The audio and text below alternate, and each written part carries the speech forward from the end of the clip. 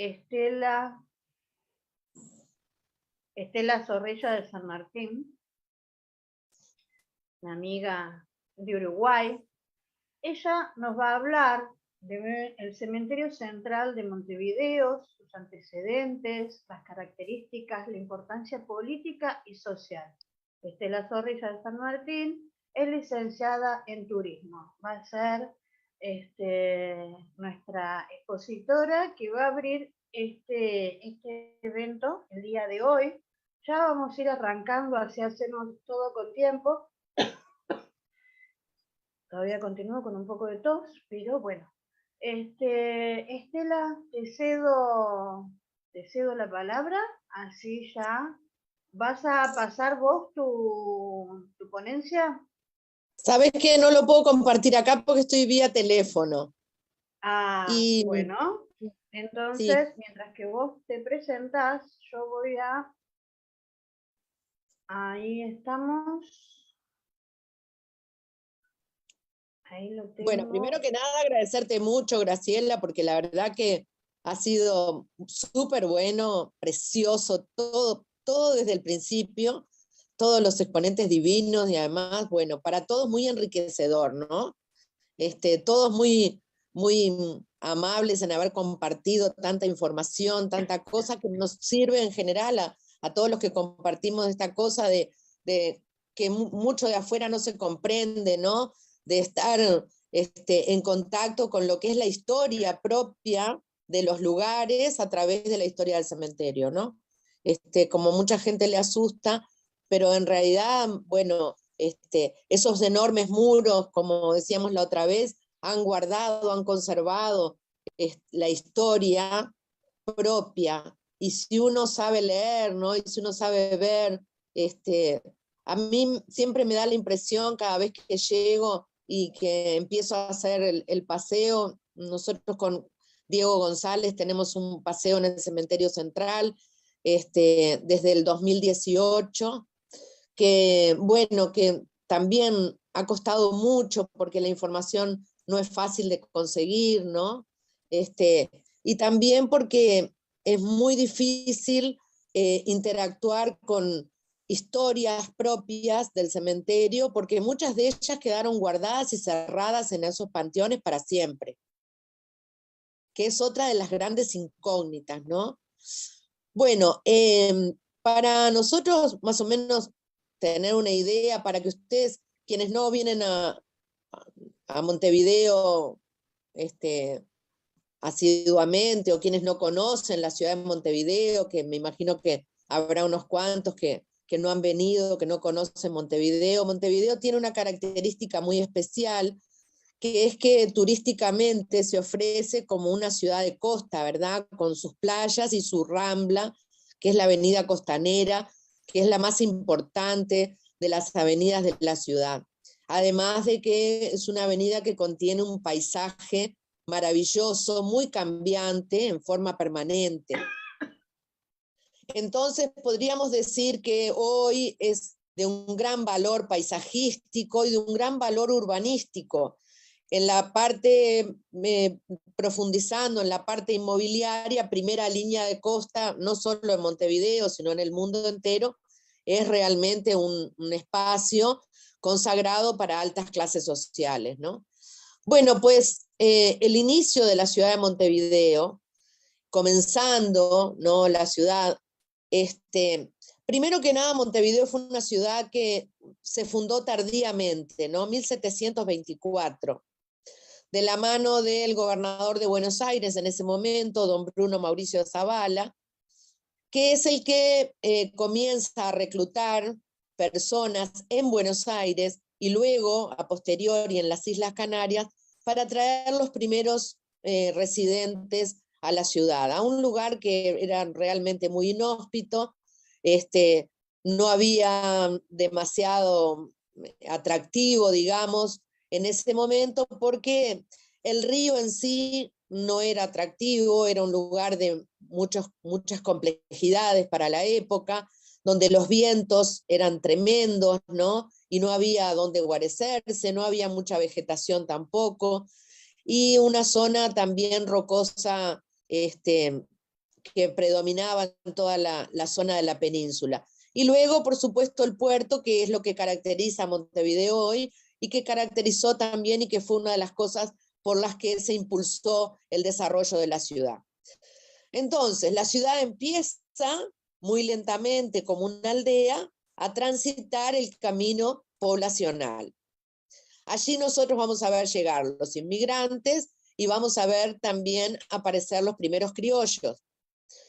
¿Qué pasaba en esa época, en ese Montevideo, que fue una ciudad amurallada, una ciudad destinada a ser indiscutiblemente una plaza fuerte para detener el avance de los portugueses en el Río de la Plata, que ya habían llegado hasta la colonia del Sacramento, y que entonces, de algún modo, para detener ese avance, la ciudad había sido una ciudad pensada con grandes muros para la defensa, incluso con un fuerte muy importante que está ubicado donde hoy está ubicada nuestra principal plaza de la ciudad, la Plaza Independencia.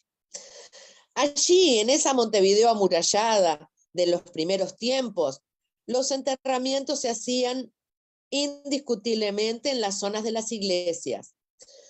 Entonces, la Catedral Metropolitana era la que tenía, ¿no?, el privilegio de las altas clases sociales, incluso los lugares allende a la Catedral Metropolitana, también para una clase media alta y para una clase media sirvieron como lugar de cementerio.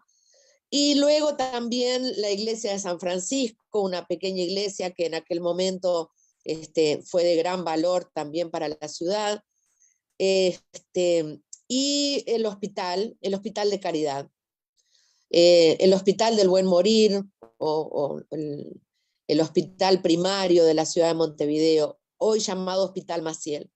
Allí también había una zona de enterramiento, y luego en la Plaza Independencia, donde estaba el fuerte, había una zona de enterramientos para los militares.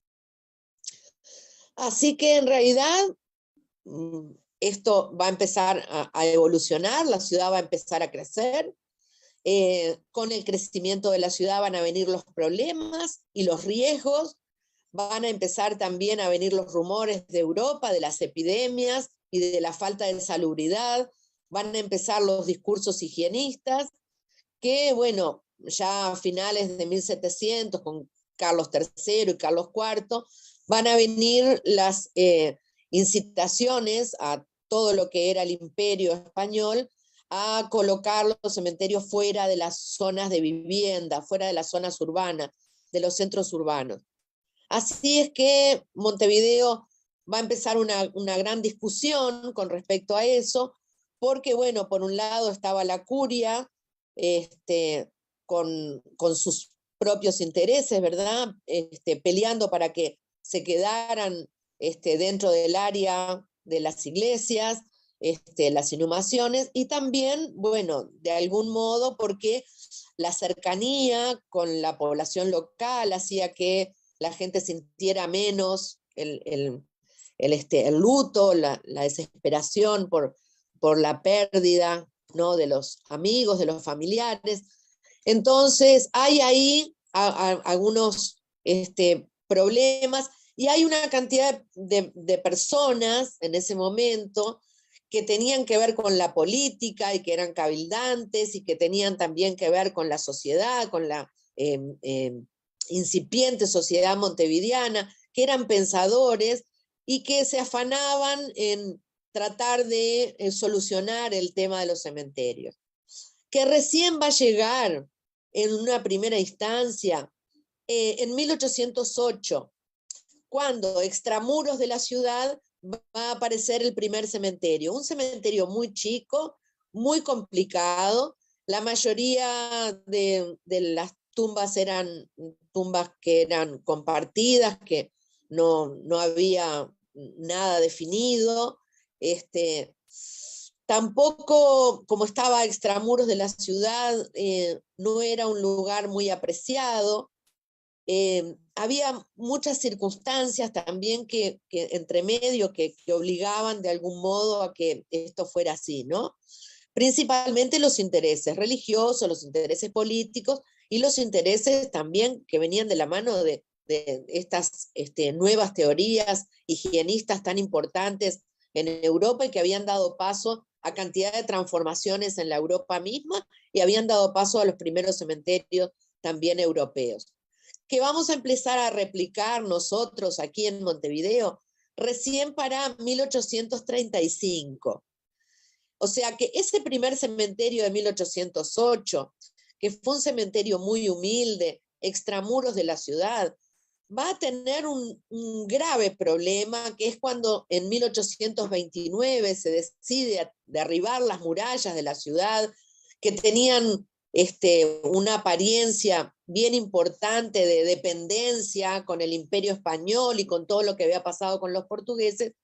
Esas murallas van a caer y se va a comenzar a hacer la estructuración de la nueva ciudad de Montevideo. Por lo tanto, lo que va a pasar allí es que el cementerio, que estaba extramuros de la ciudad, va a quedar dentro de la nueva urbanización de Montevideo. Y ahí, en ese nuevo plano de la ciudad, se va a dejar bien alejado en lo que se llamaban los confines, ¿no? Según las actas de los cabildantes de la época, en los confines de la ciudad se va a dejar un espacio reservado para cementerio, pero miren qué curioso, justo en lo que hoy es la Rambla de Montevideo, enfrente al río, porque se buscaba también lugares muy ventilados, y por eso era importante que estuviera frente al río, y alejados completamente de la población urbana.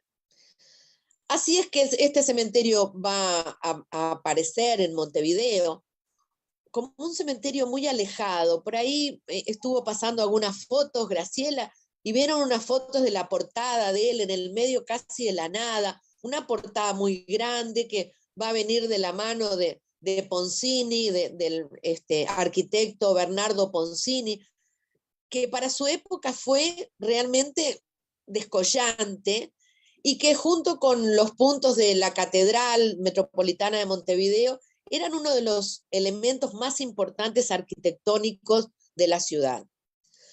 Y este cementerio, que va a ser tratado por el primer gobierno blanco, por el gobierno del general Oribe, que ya venía tratado desde el primer gobierno, porque nuestro primer gobierno, a partir de la Constitución de 1830, quedó en manos del Partido Colorado, en manos del general Rivera. El general Rivera ya había también tendido las redes sobre la idea del nuevo cementerio extramuros de la ciudad y un cementerio con otro tipo de arquitectura y también con una independencia bien importante de las tumbas y con identificación. Ahí va a aparecer algo muy importante que luego va a irse desarrollando durante todo el siglo XIX, a partir de 1835, ahí va a venir una época bien dura para nosotros, que fue el periodo de la Guerra Grande,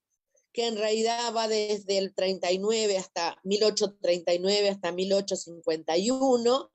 El cementerio ahí va a quedar casi que en un periodo de stand-by. Quien había hecho los planos de este cementerio era el arquitecto Carlo Succi, que era italiano, que había venido de Italia con una cantidad de conocimientos, había estudiado en París, traía los conocimientos también de los cementerios parisinos. Así que él originalmente había resuelto el plano inicial de este cementerio en 2 cuadrados perfectos, que tenía mucho que ver con los diseños masónicos de la época.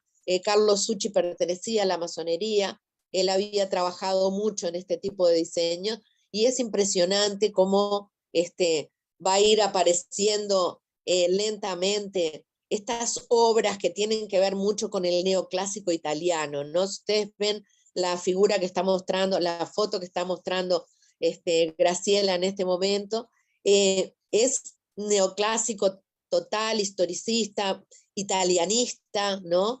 pero también tiene algo traído de esas ideas, ¿no? De los griegos, de tratar, ¿no? De tener un contacto con la muerte, pero un contacto que fuera a través de la belleza, ¿no? A través de la arquitectura, pero a través de la belleza, y de la belleza de los panteones, ¿no? Y de esa idea de perpetuarse a través del mármol de Carrara, que era, por supuesto, carísimo de traer de Europa y que recién a principios de siglo van a aparecer los materiales nacionales, el granito y el granito oscuro, el granito más claro, el granito rosado, que no era muy apreciado por las altas clases sociales.